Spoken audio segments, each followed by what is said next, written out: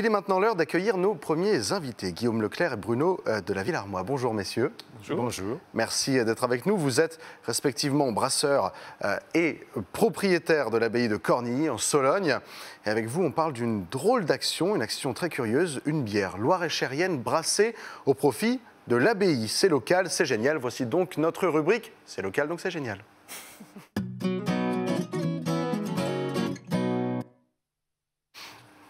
Et avant de revenir sur le projet en lui-même, j'aimerais qu'on parle un petit peu de l'abbaye. L'abbaye dont j'ai une jolie image avec moi.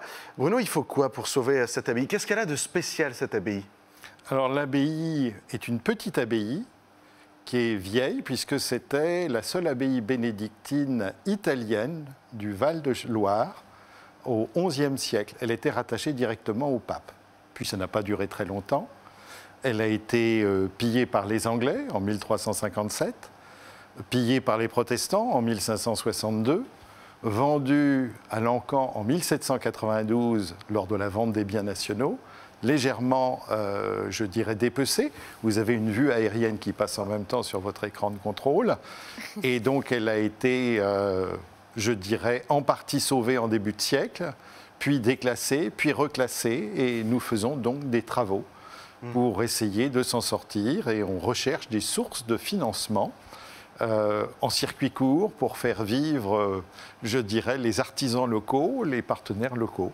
Quand vous dites des travaux, quel genre de travaux? Qu'est-ce qu'il faut réparer sur cette abbaye? Alors, c'est un peu sans fin. En clair, il n'y a plus de toit à l'église, il n'y a plus de colonne au cloître qui a été partiellement démonté. Il manque la moitié des murs de la maison du prieur. Donc c'est un chantier de 5 à 10 ans. Ouais, il y a du boulot et j'imagine qu'il faut beaucoup d'argent, du coup. Un peu d'argent chaque année, pendant 20 ans, et ça va tout de suite mieux. Quand on divise sur 20 ans, oui, il faut beaucoup d'argent. Et donc la démarche consiste effectivement à commencer un jour, trouver des partenaires, des mécènes, des responsables de subventions, et puis d'autres idées éventuelles que la bière de l'abbaye de Cornilly. Eh ben, parlons-en. Quelle transition. N'est-ce pas? J'ai même pas besoin de dire quoi que ce soit. Pour contribuer à financer la rénovation de l'abbaye de Cornilly, il y a donc une idée originale qui s'est dégagée. On en a tout plein devant nous. Qu'est-ce que c'est que ça? Eh ben, c'est tout simplement la première bière d'abbaye de la région Centre-Val de Loire.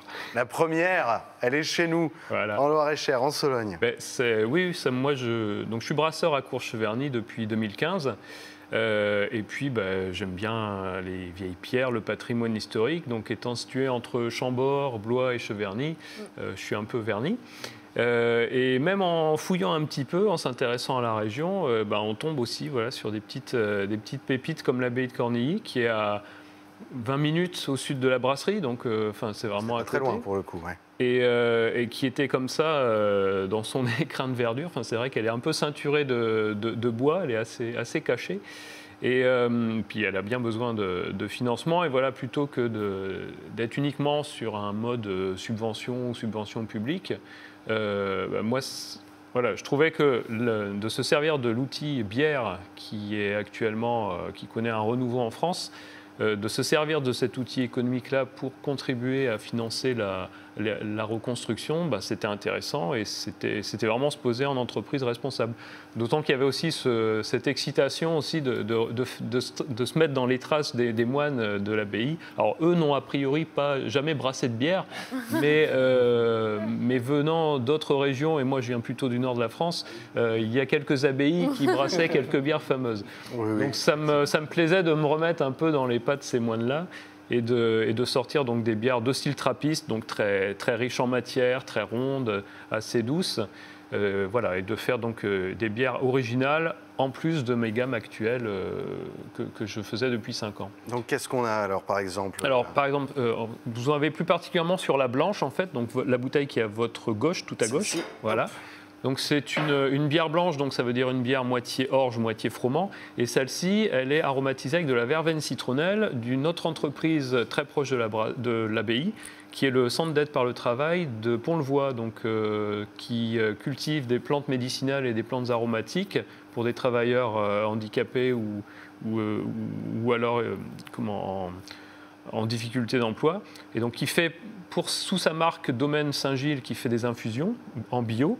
Et donc là, moi, j'ai pris en vrac de la verveine citronnelle bio pour aromatiser la blanche. Et ça lui donne vraiment un petit zeste d'agrumes assez rafraîchissant. Ouais. Donc c'est une bière vraiment locale, ancrée dans son terroir. Elle n'est pas classique, elle a sa petite patte, quoi. Elle a du sens aussi, voilà. Elle a du sens. Un peu l'histoire de la brasserie, c'est de travailler vraiment en réseau avec les producteurs locaux. Donc c'est pour ça que je travaille avec du miel de Sologne dans d'autres recettes. En ce moment, je suis en train de faire de la bière à la fraise de Sologne, donc qui sortira d'ici un mois, donc d'ici 15 jours. On travaille avec du jus de raisin aussi, Pinot Donis, d'une cave coopérative du Vendômois. Enfin, c'est vraiment de s'insérer dans une brasserie de terroir et d'histoire, donc maintenant avec ces bières trappistes. On les retrouve où, ces bières, si on veut les acheter?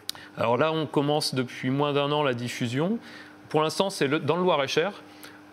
Aussi bien chez des cavistes que la grande surface du coin, à Contre, qui nous a suivis dès le début du projet. Et surtout, je lance un appel à tous les revendeurs. On est 2, on livre assez rapidement. Et donc, on pourra venir diffuser cette bière-ci sur la région Tourangelle. Il n'y a pas de souci. Formidable, il n'y a plus qu'à. Et puis, on peut, en attendant, quand même venir vous rendre visite à l'abbaye, puisqu'on peut se rendre. On peut visiter l'été, absolument, juillet, août, septembre. Visite groupée. Eh bien, formidable. Merci beaucoup, messieurs, d'être venus jusqu'à nous. Il y a des comptes Instagram, Abbaye de Cornilly et bière Abbaye de Cornilly. Tout est inscrit au bas de votre écran. Il y a plein d'infos, des beaux produits pour un beau patrimoine. Voilà, quand 2 beaux projets s'allient, ça donne ce genre de belles choses. Merci beaucoup, messieurs. Merci. Et si vous aussi, vous souhaitez venir en plateau nous présenter votre entreprise, votre initiative locale, c'est très simple, c'est toujours le même mail, tilt@tvtour.fr.